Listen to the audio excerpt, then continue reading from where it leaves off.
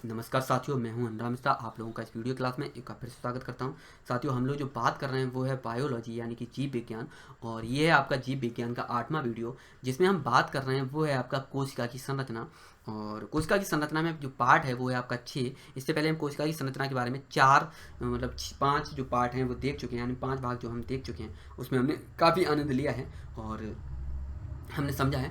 शुरू करने से पहले हल्की सी जानकारी दे दूँ, यदि आपको ये वीडियो पसंद आता है तो इसे लाइक करना ना भूलें, शेयर करना ना भूलें, और आप हमेशा जुड़े रहना चाहते हैं, आप आगे वीडियो देखना चाहते हैं तो आप सब्सक्राइब करना भी ना भूलें, ठीक है। और बता दूं, आप इस वीडियो का पूरा लाभ लेना चाहते हैं तो आप वीडियो देखकर नोट्स बनाना भी ना भूलें। आप अगर नोट्स नहीं बनाएंगे तो आप पूरा आनंद नहीं ले सकते। अगर आप नोट्स नहीं बनाना चाहते हैं तो PDF लेना चाहते हैं तो उसके बारे में मैं आगे बता दूंगा। तो एक नज़र डालते हैं कि इसमें हमें क्या क्या पढ़ना है। पहले तो ये देखते हैं, इसमें हमें बात करनी है माइटोकॉन्ड्रिया यानी कि सूत्र कणिका, यानी कि माइटोकॉन्ड्रिया क्या होता है, इसके कार्य क्या होते हैं, इसकी खोज किसके द्वारा की, इस को नाम माइटोकॉन्ड्रिया किसने दिया, किन किन की कोशिकाओं में ये पाया जाता है, ADP यानी कि एडिनासिन डाई फॉस्फेट क्या होता है, ATP यानी कि एडिनोसिन ट्राई फॉस्फेट क्या होता है, इसके बारे में यहाँ पर बात करना है। इसके बाद यहाँ पर शुरू करने से पहले मैं आपको हल्की सी जानकारी दे दूं, यदि ये वीडियो आपको पसंद आता है लाइक शेयर तो करना ना भूलें। उसके साथ ही यदि आपको ये वीडियो और मेरे जो अन्य सब्जेक्ट हैं, हिस्ट्री ज्योग्राफी पॉलिटी या फिर जो भी मैंने सब्जेक्ट पढ़ाए हैं,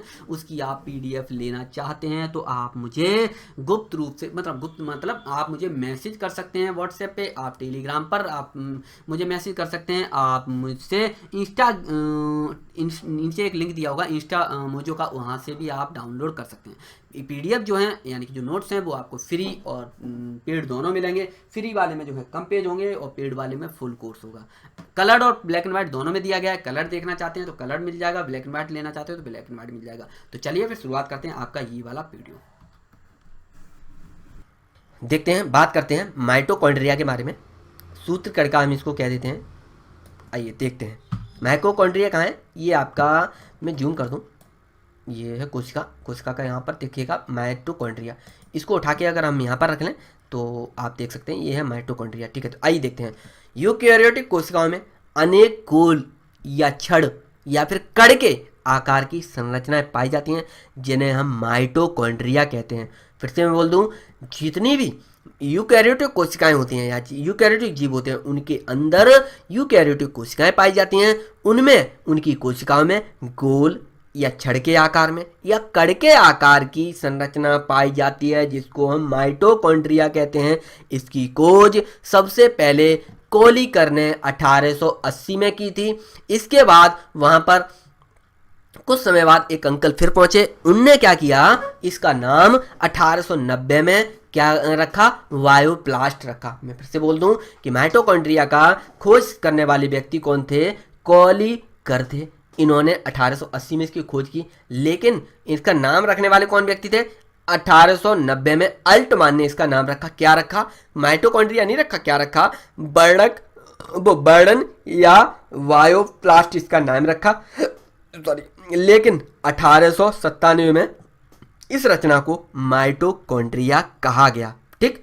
ये 1897 की बात है। चलिए आगे समझते हैं। माइटोकॉन्ड्रिया बैक्टीरिया जिनको हम जीवाणु भी कहते हैं, नीले हरे शैवाल जिसको हम नील हरे शैवाल भी कहते हैं, इनकी कोशिकाओं को छोड़कर बाकी सभी पौधों तथा जंतुओं की कोशिकाओं में माइटोकॉन्ड्रिया मौजूद होती है। फिर से मैं बोल दूं, जितने भी यूकैरियोटिक जीव होते हैं, चाहे वो पेड़ हो पौधे हो, सब में क्या होता है, माइटोकॉन्ड्रिया मौजूद होती है उनकी कोशिका में। लेकिन किसमें मौजूद नहीं होती है, बैक्टीरिया यानी कि जीवाणु और नीले हरे शैवाल यानी कि नील हरित शैवालों में ये माइटोकॉन्ड्रिया मौजूद नहीं होती है, ठीक है। यह 2 झिल्लियों के रूप में होती है। यह कौन सी माइटोकॉन्ड्रिया जो होती है, यहाँ पर एक तो ये लास्ट वाला आवरण दिख रहा होगा और ये एक येलो दिख रहा होगा। तो यह 2 झिल्ली के रूप में घिरा हुआ होता है, जिसमें पहली झिल्ली जो होती है उसको हम बाहरी झिल्ली कहते हैं, जो कि सपाट या कहीं एकदम चिकनी होती है, या जब आप किसी बिना बाल वाले व्यक्ति को बोलते हैं तो उसको हम क्या कहते हैं, भैया उसका सर कैसा है, सपाट मतलब चिकना, समझ रहे हैं ना। फिर से बोल दूं कि यह 2 झिल्लियों के रूप में होती है, जिसमें पहली झिल्ली होती है, यहाँ पर आप देख सकते हैं ये पहली झिल्ली जो होती है इसको क्या कहते हैं, बाहरी झिल्ली कहते हैं, जो कि कैसी होती है, चिकनी या सपाट होती है। किसकी, माइटोकॉन्ड्रिया की, पहली या बाहरी। क्योंकि भैया आप एक सेकंड, मैं आप लोगों को अपने घर पे ले चलूं। ये मेरा घर पूरा, ये एक झिल्ली, ये बाहर वाली तो झिल्ली है ही। जब आप मेरे घर में प्रवेश करेंगे तो बाहरी कौन सा होगा भैया, बाहरी नहीं बता रहा हूं, बाहरी, बाहर वाला, ठीक। तो बाहरी कौन सा हो जाएगा, ये वाला, समझ आ गया। तो बाहरी ये है, बाहरी, ठीक, यानी बाहर वाला ये है, और ये अंदर वाली परत हो गई झिल्ली, ठीक, समझ आ क्या। तो बाहरी कैसी हो रही है, बाहर वाली जो झिल्ली है वह चिकनी या कहीं सपाट होती है, और दूसरी जो होती है उसके बारे में हम यहाँ बात करेंगे। चलिए देखते हैं। तो मैंने क्या बताया, यह दो झिल्लियों के रूप में होती है, जिसमें पहली झिल्ली जो होती है वह सपाट या बिल्कुल चिकनी होती है, जो कि बाहरी झिल्ली कहलाती है, जबकि दूसरी झिल्ली जो कि अंदर की ओर होती है, यह मैट्रिक्स की उंगली के समान क्रिस्टी जैसी रचना होती है। ये झिल्लियां वसा तथा प्रोटीन से बनी हुई होती हैं। समझ में आ गया, ठीक है। किससे बनी होती हैं, वसा तथा प्रोटीन से, यानी फैट या कहीं लिपिड, ठीक है। चलिए आगे समझते हैं। तो माइटोकॉन्ड्रिया को कोशिका का पावर हाउस कहते हैं। अब क्यों कहते हैं, क्योंकि यहाँ पर सभी प्रकार के खाद्य पदार्थों का ऑक्सीकरण होता है। फिर से बोल दूं कि जो माइटोकॉन्ड्रिया होती है उसको कोशिका का पावर हाउस कहते हैं, क्योंकि यहाँ पर सभी प्रकार के खाद्य पदार्थों का ऑक्सीकरण होता है, जिससे ऊर्जा हमें प्राप्त होती है। यह ऊर्जा एटीपी के रूप में हमें प्राप्त होती है। एटीपी मतलब एडिनोसिन ट्राई, ठीक है, ट्राई फास्फेट, ठीक। इसका निर्माण एडीपी तथा अकार्बनिक फास्फेट के संयोजन से होता है, यानी कि अकार्बनिक फास्फेट और किसके द्वारा होता है, एटीपी के मिलन से या संयोजन से होता है। यह जो ऊर्जा होती है, यानी कि यह जो ऊर्जा जो प्राप्त होती है वह कोशिकाओं की अलग अलग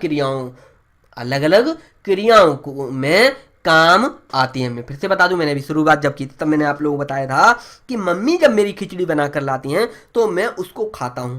मुझे जब वो ऊर्जा प्राप्त हुई, तो जो ऊर्जा प्राप्त हुई, अब वो भैया कहीं स्टोर तो कर नहीं दूंगा कि किसी बैटरी में जमा कर दूं।